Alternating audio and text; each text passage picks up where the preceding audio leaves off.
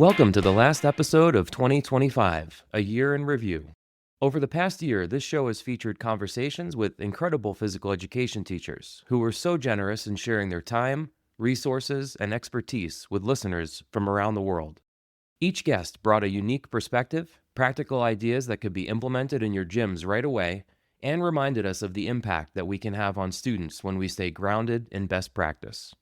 In this episode, I'm revisiting some moments that really resonated with me, clips that listeners have connected with the most and that continue to spark reflection long after the episodes first aired. If you're hearing them for the first time, be sure to check out the full episodes, where you'll find plenty of new insights and inspiration in each one.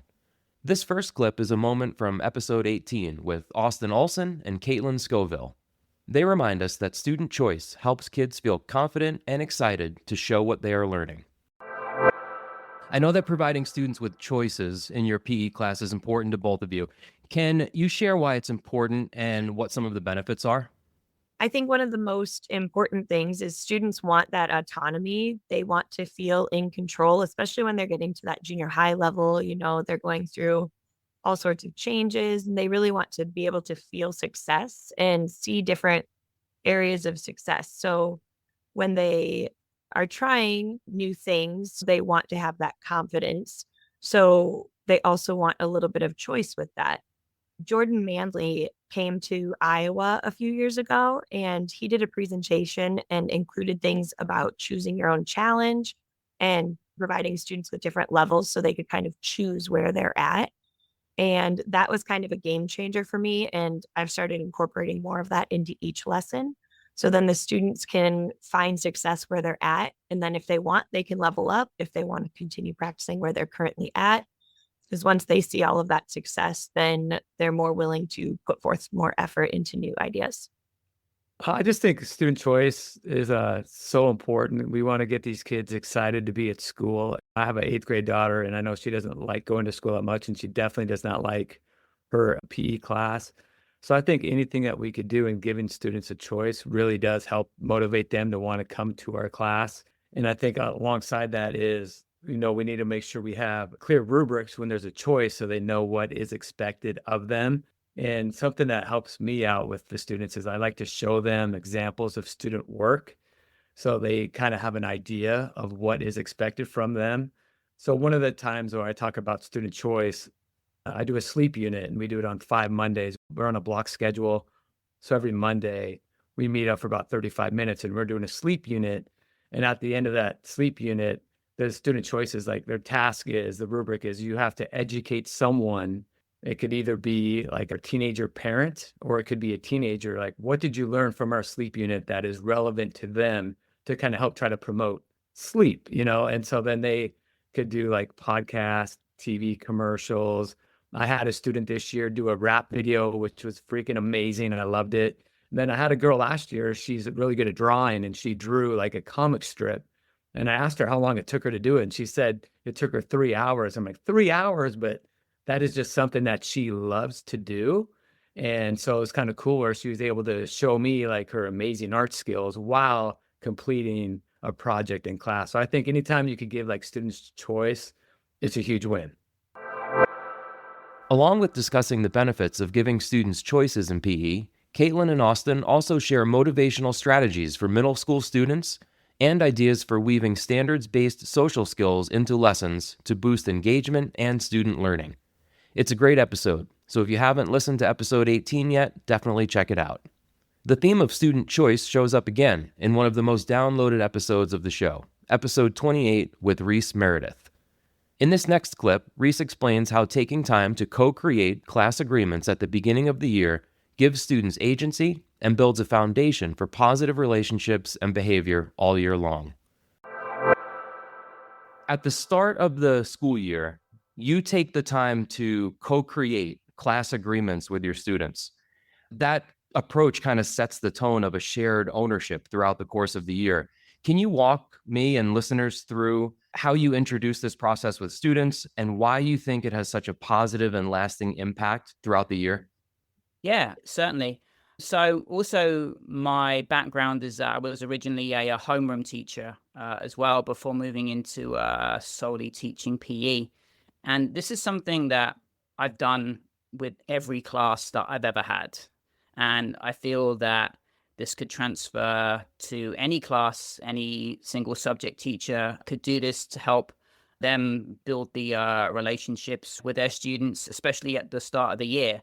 I create a class contract for how that we're going to behave throughout the year.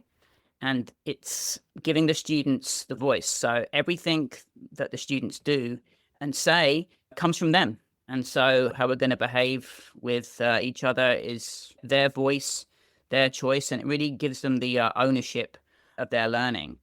So in the first lesson of the year that we'll have, I'll explain that to the students that I'm giving you the ownership. You choose how things are going to be this year. First of all, I invite them just to do a turn and talk with a friend, give them 30 seconds to a minute, and then we come back together. And then I ask them, can anyone share anything that they said or anything that they heard somebody else say? So then it's a more inclusive session that we're having. And then I'll just simply get them to call out what they heard, and they can indicate if they agree with what's been saying. And then I'll write it all on the board.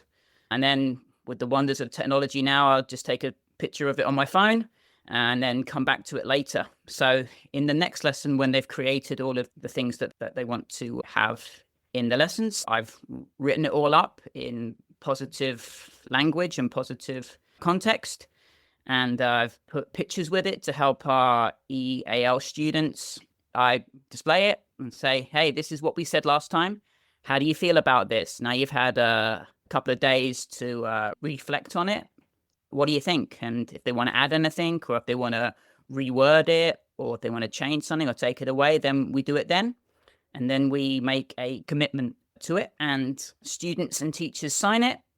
And then I'll print it off, and then I'll display it in the gym so it can easily be looked at and revisited whenever needed. So it's really, really good for them. But then also as a teacher, I can add in things as well. So if something's missing that I feel needs to be put in, then we can have that in as well. So you set the tone for this inclusive environment from the very beginning, right there at day one. What is the prompt that you give students for that turn and talk on the first day of school? You said something like, what is it that they want to have in the lessons? What type of questions do you ask them to get them to create this co-agreement? Yeah, so it's how do you want other people to treat you, and how do you want behaviors to be from other people, and how are you going to treat other people? And I find it's a really positive way to go because it gives students the ownership and gives them the positive behavior about what it looks and also what it sounds like as well. And if they're not following it, then we can look at the agreement and say, hey, we agreed at the start of the year that we're going to follow this. And also the students can add to it as well throughout the year. If something comes up as well, it's a working document. And also it just lets the students know that I take what they say seriously and that they're listened to. Reese shared a wealth of knowledge during episode 28, along with describing how he creates co-agreements with students, examples of what they look like and the impact that they have on student behavior and class culture. We also discussed the importance of clearly communicating expectations for transitions and how to communicate standards-based content and language objectives in student-friendly language. This next clip is from my conversation with Courtney Lukasavage. Courtney talked about how she helps students take risks without fear of being embarrassed or singled out, something that's especially important at the middle school level. In this segment, Courtney shares how she helped middle school students reframe failure, support one another, and develop leadership skills in her volleyball unit. You talked a little bit earlier about instilling in students that one of the values that they should have is that they should try harder for their team, right? And that they should take risks. Can you walk us through a lesson or some sort of structure or system that you have that gets students to take risks without fear of being embarrassed or singled out? I know that those are huge factors, especially at the middle school level. What kind of responses do you have to those types of situations? Anytime I teach anything high in skills, I try to highlight failures as a path for success. Many of my students at my school are obsessed with basketball. And so bringing some of their icons into the conversation engages them. And so I might ask them, like, what percentage do the best shooters make their shots? And what percentage do they miss? So I bring up Caitlin Clark, Steph Curry, or anyone that's relevant to them. And the answer is really that they miss more shots than they make. And the point of that is to highlight it's okay to make mistakes. It's okay to fail. And it's about how we respond to that is what matters. So as PE teachers, our activities will be more effective if we start to focus on the way we facilitate groups and communicate skills. I love using my volleyball unit as an example for this. So, Gary, I have a question for you. What would volleyball be if no one ever made a mistake? Nobody would ever score a point. Correct. I ask my students this. It's 0-0. Is that fun? Mistakes are a part of the game. And I often show a YouTube clip of a local high school or university team. For us, it's the Wisconsin Badgers playing. And I ask students, what happens when a teammate makes a mistake? If you've ever watched high-level volleyball, this is the best example of how to respond after a mistake. They're always coming to the middle, giving encouragement, patting on the back. Perhaps you even hear them say, it's all right, next one, make it up with a pass, things like that. So that type of modeling before it happens really helps them replicate that in the class. And then into the structure. The structure I use for volleyball is I create roles and expectations for those roles. For example, students are in small groups. I try to do 4, and even in the very beginning of the group, I'll even split it into smaller groups. So in these small groups, everyone has a responsibility to communicate and a checkpoint directly from the rubric that they communicate with their classmates during gameplay and provide feedback, perhaps during a timeout. For example, if you and I are on a team, your job today might be to help remind us and give us feedback on ready position when the ball's in play. So before the ball comes over, you're saying ready position, and everybody then gets in ready position. My job might be to remind our teammates to communicate, to call the ball short, deep, in, out, mine, yours. Another person's job might be to remind the team to move towards the ball. And then finally, another person's job would be communicate what skills need to be used, pass, set, hit, to try and get that sequence going, especially later on in the unit. Finally, I have daily captains, and it's not the traditional captains like pick your teams. Instead, the role of captains is to lead the group in their warm-ups. So I'll have like a sheet printed out they grab from the volleyball cart, they lead them through, they pick up and return equipment. And probably the most important job and that they love the most is to solve any disagreements with opponents when they're playing. So with their opponent's captain, to be specific. So often you'll see, that was in, no, that was out. And the whole group is arguing. I will pause the group and say, who's your captain for the day? They need to come to the net. They need to solve it between the two of them. And again, we talk about conflict resolution. How are we going to solve this if we disagree? Maybe rock, paper, scissors, whatever they come up with, so that the game can keep moving. And everyone experiences the role of captain. It rotates daily to ensure that all have the ability to be successful. One thing I forgot to mention is it's expected in this unit that the game is modified so that everybody can have success. So you might have expert volleyball players and they are not doing any modifications at all. But you have your people who are new to the game. They can catch. Perhaps you have someone who needs it to bounce. And so part of the role as the captain is to ensure that everybody on their team has what they need to be successful.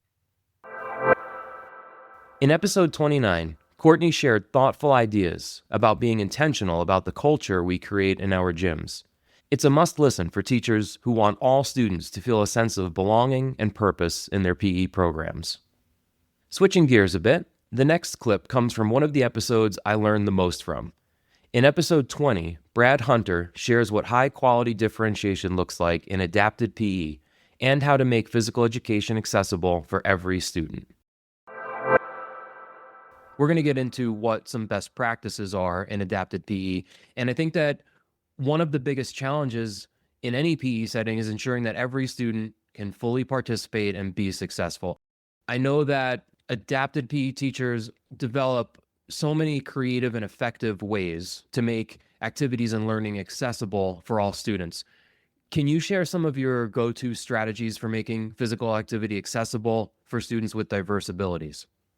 Absolutely. And I really appreciate what you're saying, that this sounds like just really high quality differentiation. And that's the same lane of thought that I'm coming from when I say adapted PE is high quality PE. And it's not just one degree of differentiation or two different balls, but a whole smorgasbord of opportunities to onboard and provide access to activities. And yes, there are students that do need significantly more intensive ways to access. But for this conversation, we're talking about the students who need additional support, perhaps not extreme support.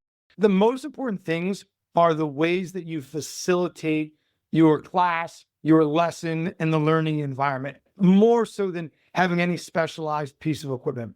So some of the things that I think of that are essential are you have to reflect on what is the grade level outcome or the indicator that you're actually asking students to do. In other words, is the focus hand dribbling and I end up asking them to do an intense 3-on-3 small-sided game for which the assessment is going to end up being hand dribbling? So that's a lot of extraneous skills that we're asking students to do in addition. Now, maybe that level of challenge is appropriate to some students that have an extensive amount of background skills. But what are we providing for students who this may be one of their first interactions with a ball and trying to manipulate it with their hand in that dribbling fashion? I would also say the other things you need to be thinking of is be prepared. So thinking in advance, what might my 1 or 2 steps to provide onboarding access for this activity be, or my 1 step to provide an extension be, but also be ready to adapt. Okay, the playground ball that I offered instead of a basketball was way too bouncy. So I need to take some air out, or I need to provide a textured ball. So it's just this constant cycle of problem solving. It's about offering options. So you could offer 2 or 3, or you could bring out the basket of balls and ask the student to find the one that works best for them. And yes, that's probably going to involve some trial and error and some failure, but I would argue that for the vast majority of our students, they will learn much faster through a few failures with some nudging from a high quality PE teacher than from you assigning them a specific ball for a specific task.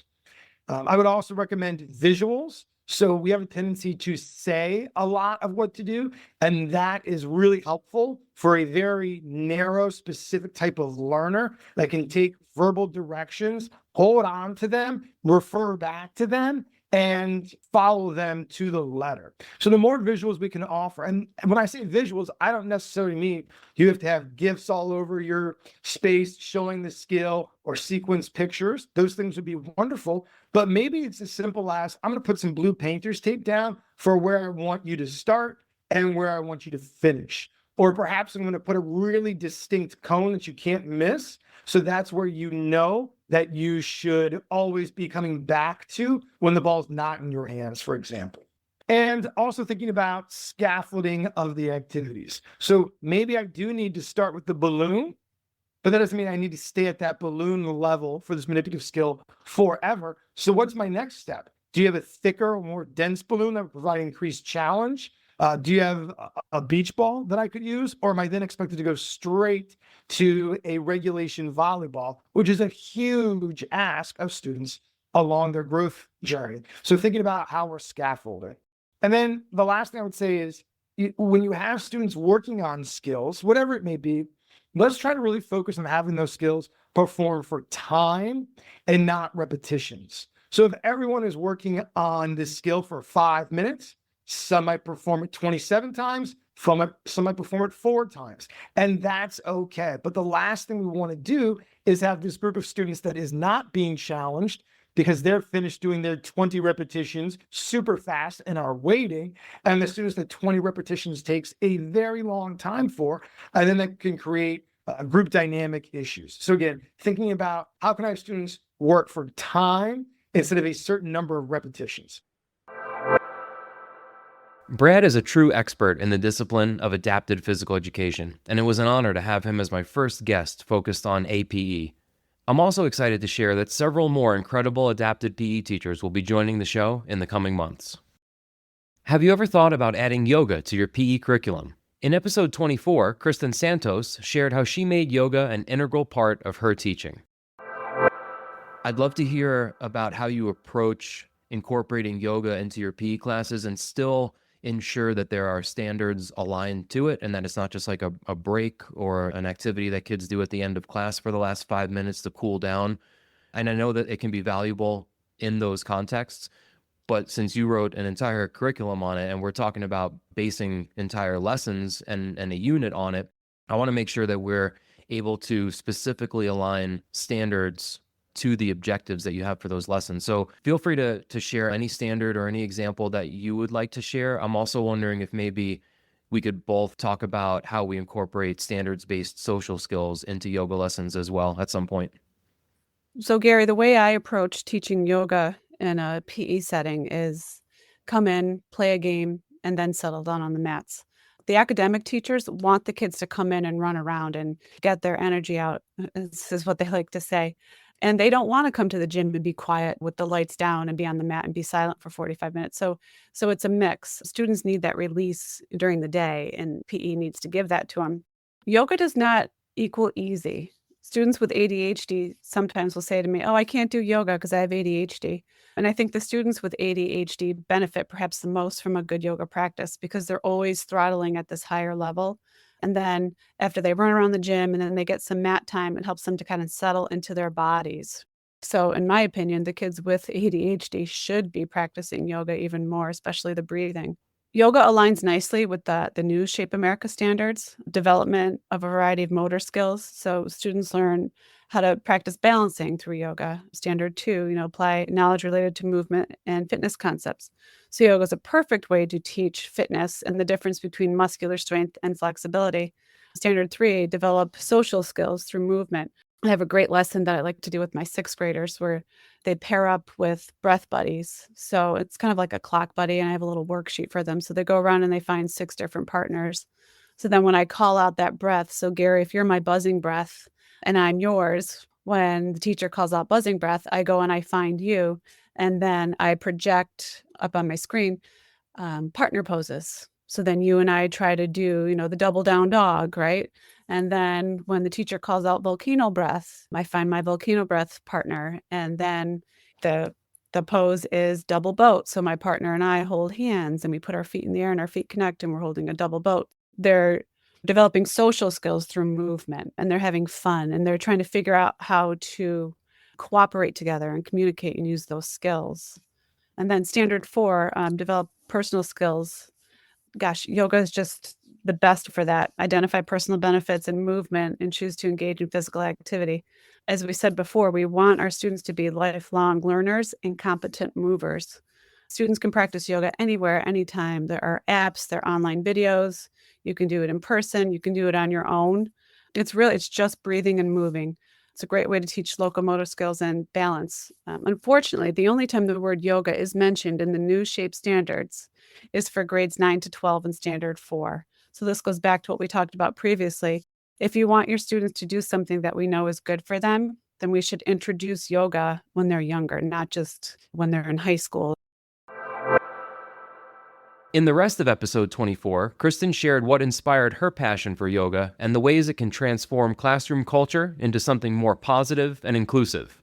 If you haven't already, check out her books, The Yoga Curriculum for Physical Education, a comprehensive guide to implementing yoga. She's written 2 amazing editions, tailored for elementary and middle school teachers, and has a high school version on the way. They're full of practical ideas that you can use right away. This next clip is from my conversation with Christina Collins, founder of Never Stop Moving 365. In episode 17, Christina shared some ideas about connecting national and state standards to daily PE lesson objectives. We also talked about the importance of teaching social skills and self-regulation through movement, and how doing that can elevate the way colleagues and building leaders see the impact of a high-quality PE program. The other side of that equation is standards. So how do you help your students translate either Shape America standards or maybe your New York State standards into daily objectives so that they have developmentally appropriate and engaging lessons for the students that they're going to teach? We do require the lessons to be both nationally aligned and state aligned. I'm very grateful to be one of the teachers of the standards for Shape America that can go on site to various districts to help implement the standards to that current district's unique phys ed curriculum. So we do this a variety of ways. We really emphasize in Shape America's new national standards that came out in March 2024, standards 3 and 4. So looking at a curriculum or even just that social media tag game, how does that align nationally? Standard 3 is going to be all about social skills and how we as phys ed teachers teach social skills through movement and sport and exercise and fitness. And then standard 4 being all about self-regulation. So how are we tying that into those very fun activities that we are seeing, that we are playing with our students? And then as far as objectives, dialing it in even more, we really heavily emphasize Bloom's taxonomy and that wheel and all the different measurable words that each objective should be written for cognitive, psychomotor, and affective objectives per lesson, which are aligned to both the state and the national standards. I'm so glad to hear you also talk about the standards-based social skills. That's an area that I'm very passionate about. And every once in a while, I'll have a breakthrough with a teacher who will say, oh, you know what? I should be teaching these social skills like a third of the time. I'm like, yes, absolutely. It's of course important that students can make progress on a physical skill, like throwing or dribbling a basketball or whatever.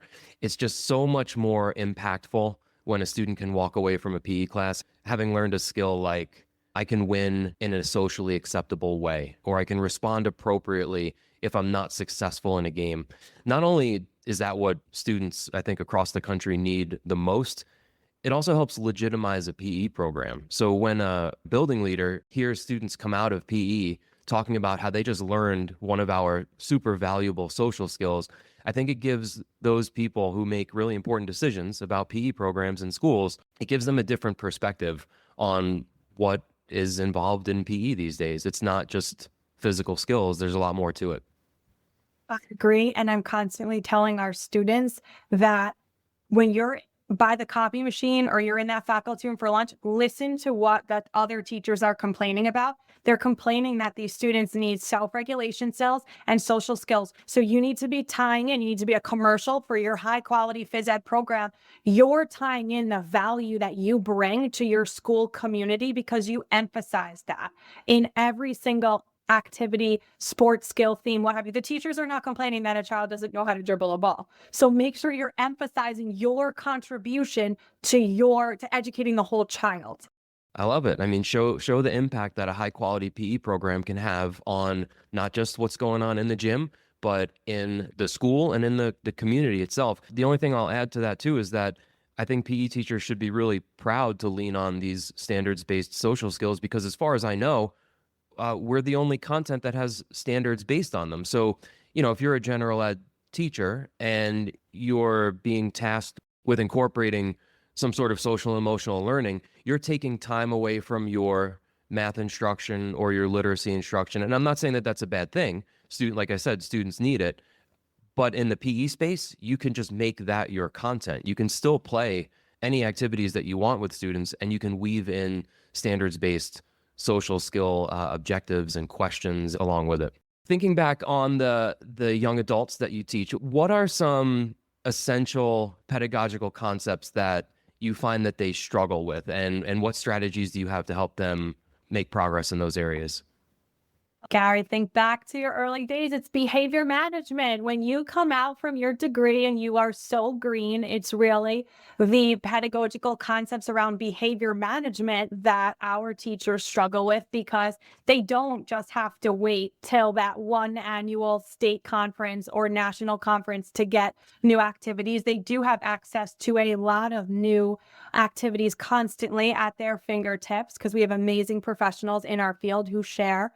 And so helping them be equipped with behavior management, even just walking through what that dialogue looks like with a child. Yes, there can be a conflict corner in a gymnasium, a self-regulation, a calming corner in a gymnasium. There can be some of those that we advocate for to assist the phys ed teacher and helping the child or children work through conflicts. A majority of people's go-to is rock, paper, scissors, but that doesn't always work. So how do you address a child who you saw break one of your gymnasium rules? Well, first of all, are your gymnasium rules posted? Okay. Then when you say to the child, what did I see you do? Don't tell them what you saw. They have to own it. What did I see you do? And then the child tells you, which of those class rules did it break? What will I see you do next time, right? Prompt the positive behavior change. And then how I always close all of my behavior management, not with my master's students, but with my Never Stop Moving 365ers, all the K to 12 and preschool that I teach phys ed.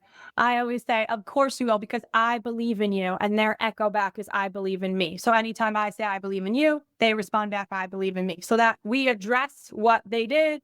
We address why it's against our safety or they didn't play fair, whatever it might be, what change they will make. And then it's ended very positive with them knowing that, of course, they're going to do it. They're in control, that I believe in them. And then they, in turn, hopefully believe in themselves and make the change. In the rest of the episode, Christina and I discuss what future professionals are learning at the college level, how to advocate for your PE program, the benefits of instant activities, and strategies for reflecting on your practice. Go check out episode 17 if you haven't already. The last clip I want to share comes from one of my favorite conversations, episode 25 with Kelly Donnelly, on supporting English language learners in physical education. In this segment, we talk about what it looks like to build relationships and establish routines when you're teaching students who are still developing their English proficiency. And then once I realized, like, okay, I'm here, I have to do it, it was, well, where do I start? I didn't necessarily feel uncomfortable speaking to students. It was more of a, what is the best approach to take? And so our bilingual teachers were amazing, and they came to us over and over again, us only English teachers, and said, however you need help, let us know. So I sat down and I said, okay, the best way for me to initially build relationships and have general management in the classroom is to be able to communicate those rituals and routines. So I came up with a list of the standard things that I say to students. Welcome to class, we're sitting on the circle, or everybody sit on a red, blue, green, yellow circle. Standardizing what it is that I say, and then making that list, sharing it with my bilingual teachers and saying, will you please translate this for me? I use Google Translate for a lot of things, but these things I really felt were important to get a human's feedback on, because I wanted it to be in the friendly language that makes sense to kids. So once I was able to get those key things translated and learn those key phrases, I at least could always come back to something. I knew how to get kids to get back to their seat. I knew how to make sure everybody had their equipment on the ground, make sure that we had one person demonstrating how to do a skill before everybody does a skill, right? So those simple things that helped me to be able to say at least the basics. I think that's brilliant. So you weren't necessarily concerned yet about students being able to articulate their learning, or you being able to communicate the cues to a skill in their language, in Spanish. That was going to come a little bit later. You started out with just the foundation of your learning environment, how you wanted students to enter the gym, what you wanted them to do with their hands and feet and voices, where you wanted them to sit, what transitions in the lesson might look and sound like. Exactly. Thank you for putting the PE language to those rituals and routines. But yes. So that's like a great first step for teachers who are starting to feel, or maybe already feel, a little bit overwhelmed, and they think they need to just immediately, overnight, start communicating in Spanish to their students. You're saying they don't have to do that overnight. Just start with routines and rituals and the culture that you're trying to set up in your gym. I also love how you said you can always go back to that. So if things in the lesson started to go a little bit off script, you were able to pause the lesson and remind students, this is what the start and stop signal sounds like. So I'm sure you had start and stop translated into Spanish was one of your first phrases. This is what our home base rows look like. Yes. Cuando la música empieza, when the music starts, right? We'll get back to your circle. So those things were so important. And as we're discussing, I'm also realizing another thing that was super important, especially because it was 2 new students today, 3 new students the next day. And it was constant new students. So it also really helped to sometimes give the whole class instruction. And then you have those 1 or 2 new kids that are still running around doing whatever it is that they want to do. And not just demonstrating, but doing it with them. Like, hey, come with me. Here's what we do. And even if I didn't have the Spanish language to be able to share that with them at that time, taking their hand or guiding them to their spot, sitting down with them, showing them what crisscross applesauce looks like, saying hands in your lap, repeating things. So they are also learning the English language as we're learning those rituals and routines. Because eventually I have stopped using the Spanish language and started just saying it the way I would normally say it. But because I met them at some point where they were at and was able to say it in a way that they understood, now they understand it when I speak English because they've been learning as I've been learning. Okay, so that's really important to remember then. The goal was for you to first be able to communicate with students in a way that they're going to understand, but the long-term goal was for you to also teach them the English words and phrases that you wanted them to learn as well, right? Yes. And especially at the beginning of this year, we were told, hey, specials teachers, only speak English in your classes. And we were like, I'm not sure that that's possible, but we'll try. And so it became very clear it is not possible. I think technically our minutes are English minutes, but to me, the best way to make those connections with kids, but also in my class, I can't only speak in English or it will not be safe, right? So I have to speak in a way that students will understand first. And when I say I'm speaking in Spanish, I'm speaking in the Spanish that I know. I am not fluent. I don't want anybody out there to think that I really know how to speak fluently in Spanish. One of the beautiful things is I still have students, our bilingual students, who correct me to this day. But back to your question of, yes, speak in a language they understand, then slowly wean myself off of that and wean them onto more English. In this episode, Kelly and I went on to talk about the challenges that come with teaching English language learners, how to overcome being nervous or anxious about teaching students who speak a different language than you, strategies for teachers in similar situations, and techniques for quickly learning key words and phrases in another language. There have been so many incredible conversations on this podcast, and I wish I could have included clips from all of them here. Every episode offers something unique, a new idea, a different perspective, and constant reminders of what it takes to create a high-quality physical education program. If you haven't heard these episodes already, go back and give them a listen. I think you'll find plenty of practical takeaways and inspiration to bring into your own teaching. I'm also really excited about the amazing guests already lined up for 2026. There are some great conversations ahead that you won't want to miss. So be sure to subscribe, and if you've enjoyed the show, leave a review, share it with a friend, a colleague, or even on social media to help spread the word about distinguished physical education. Thank you all so much for your support.